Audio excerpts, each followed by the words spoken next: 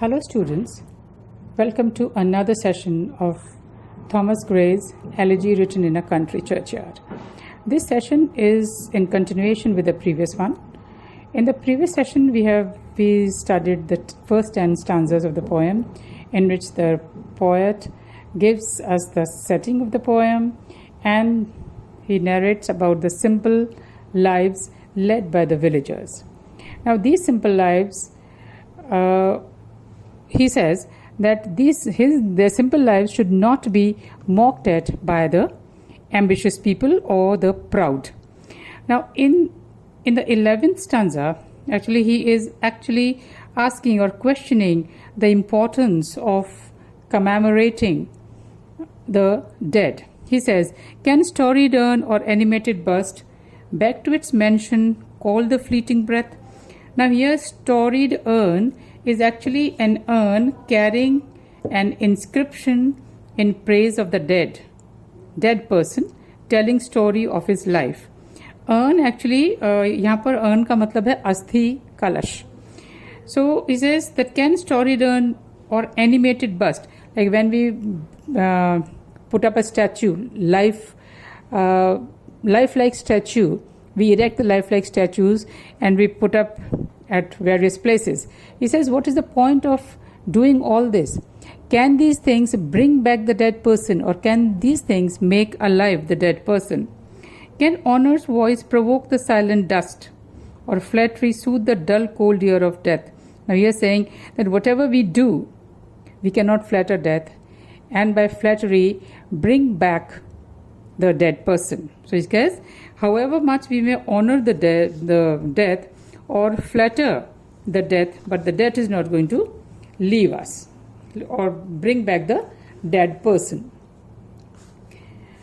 So in the next stanza,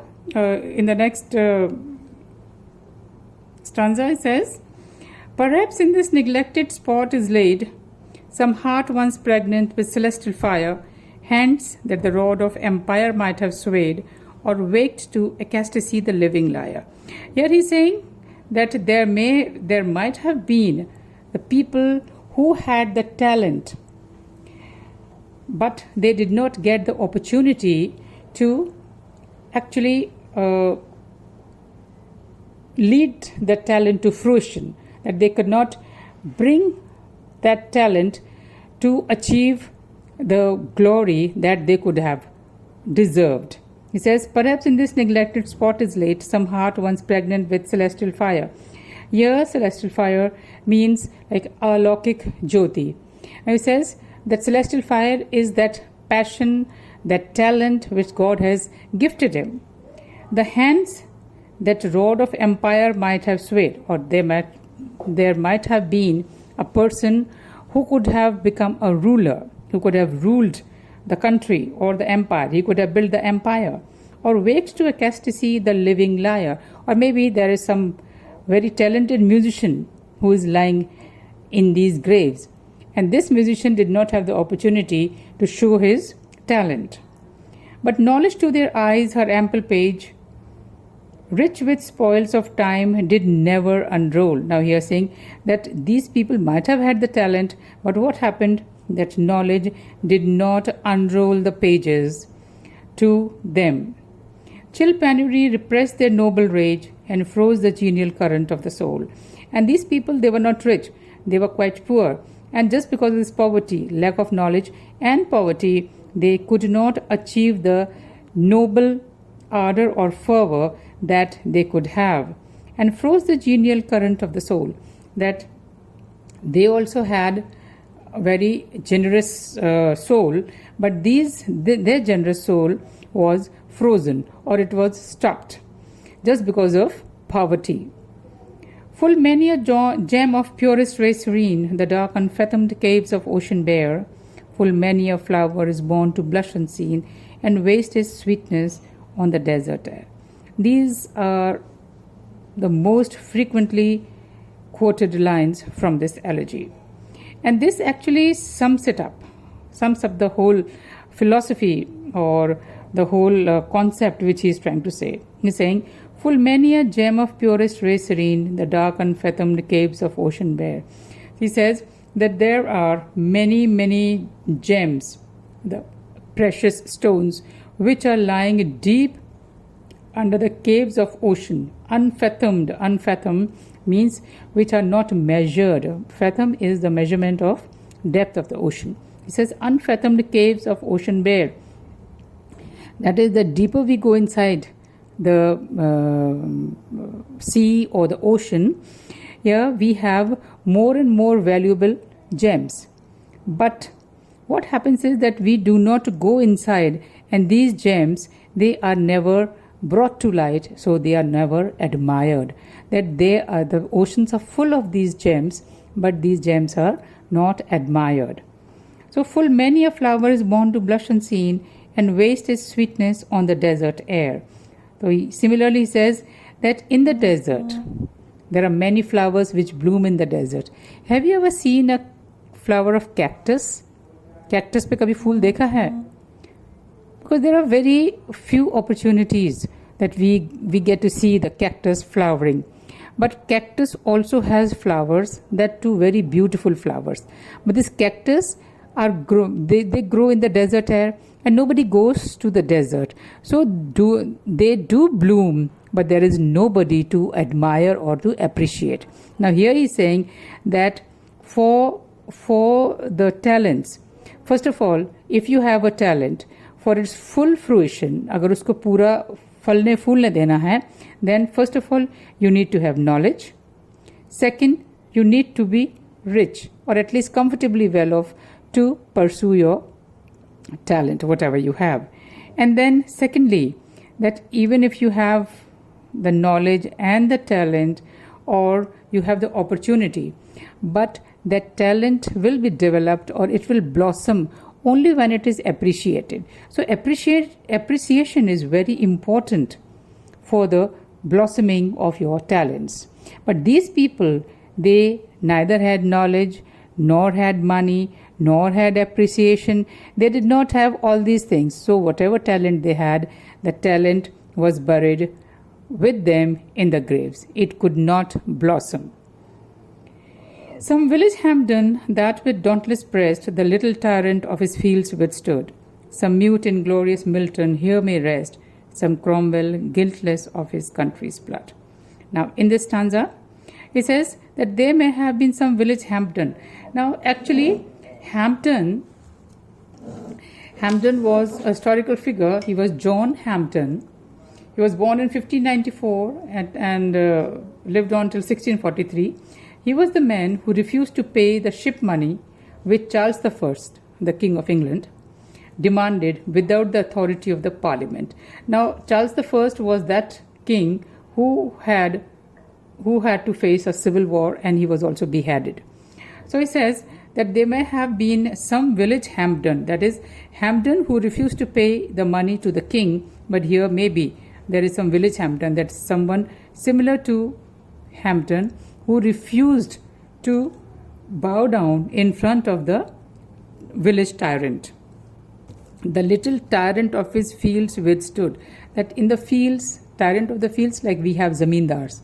So these zamindars, they actually exploit the poor. They exploit the laborers. So there may have been some person lying in these graves that he must have challenged that zamindar or the village headman and faced him. Some mute inglorious Milton here may rest.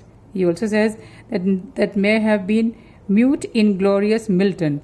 You know the name of Milton, John Milton. He was a very famous poet. You must have read his poem on his 23rd birthday in first year. So he's saying that maybe there may have been some glorious Milton. Mute is quiet. He did not speak or he did not write any poems. So because he may have had the talent like that of Milton, but he did not get the opportunity, so he could not get all out of his talent. Some Cromwell guiltless of his country's blood.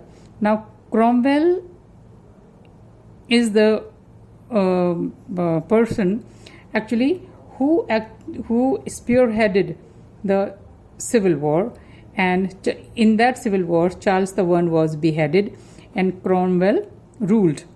But for that rule he had to go through bloodshed, a lot of bloodshed. He had to kill many opponents of his, so there was a lot of killing and bloodshed. So that is why he's saying that maybe these people who are lying in the graves, they may have the capacity or the quality of being a good ruler, but he did not. He said if they did not become the ruler, that they were also guiltless of his country's blood. They did not even murder or get his countrymen killed. The applause of listening senates to command, the threats of pain and ruin to despise, to scatter plenty over a smiling land, and read their history in a nation's eyes. Now here there is a description of the parliamentarians, that they may have been people who could have become great parliamentarians, and they could have had the applause, that is praise. बहुत तारीफ़ें उनकी होती और बहुत ज़्यादा प्रसिद्धि उनको मिलती, and they could have framed different laws for the nation, and they could read their history in nation's eyes, that they could have made the life-changing or the life-changing rules they must have formed, or two, and then they could have seen their progress in the nations.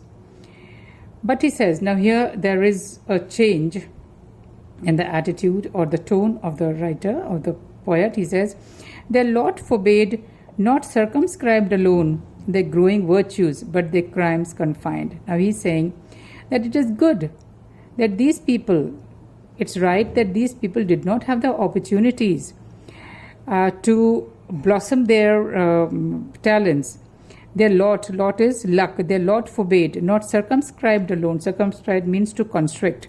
थोड़ा उसको बांधना, बंधन करना. Alone, their growing virtues. उनकी virtues को बढ़ने नहीं दिया गया. That is true. But it is also, but their crimes confined. What happens? That their evil deeds, they did not even, but they could not do the evil deeds. If they could not do good deeds, they could not even do bad deeds. So it is good for them. Forbade to wade through the slaughter to a throne. Now here, this is very important.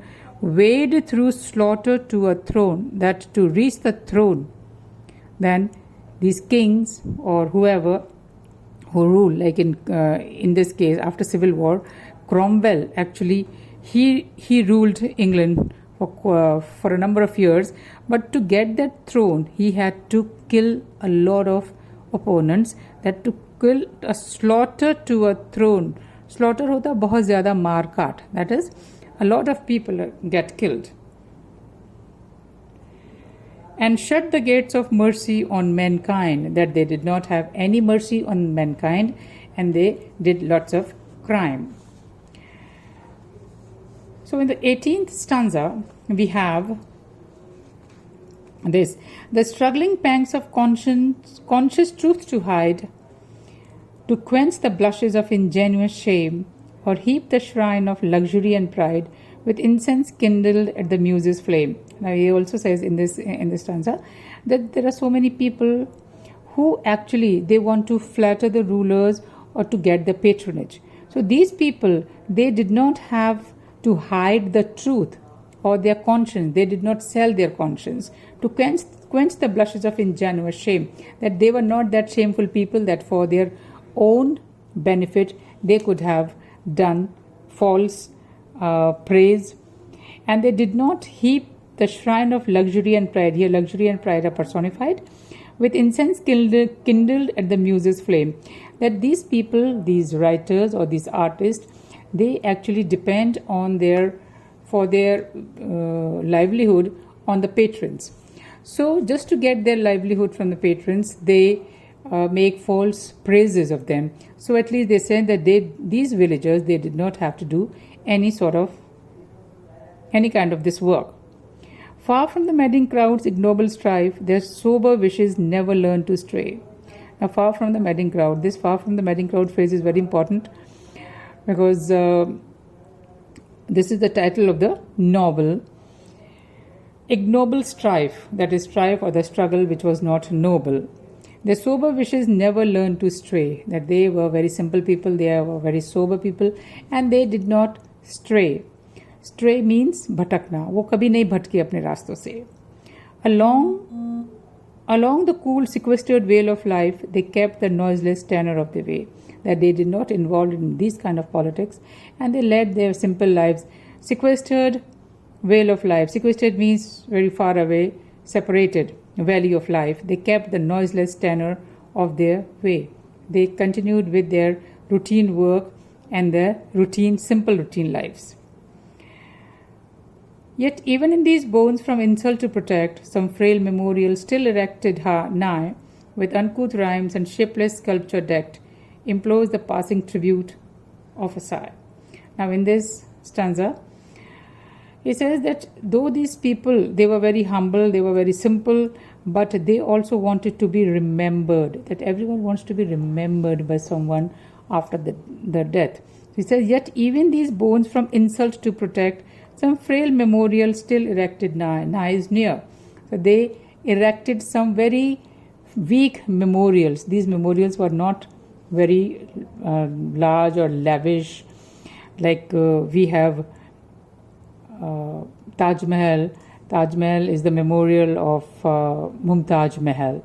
So it says that was not a grand thing, but of course on their graves they had some frail memorial they erected near, with uncouth rhymes and shapeless sculptures decked, implores the passing tribute of a sigh. He says that these people, they also wanted to be remembered, and there on their graves some very rough rhymes and shapeless sculptures, they are decorated with some very simple or rough uncouth rhymes and shapeless sculptures, implores the passing tribute of a sigh. That it implores, it just requests that anyone who passes by should give at least a sigh. So now we have done 20 stanzas of this poem, and this poem has actually 33 stanzas, and in my next session I'll be taking the next 10 stanzas, or maybe till the epitaph. We will do the epitaph separately.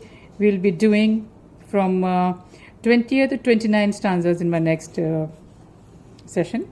So this is all for now. Then you can take a screenshot of the poem and then read it and try to understand this poem. Go through it again and again so that you may understand it. Thanks.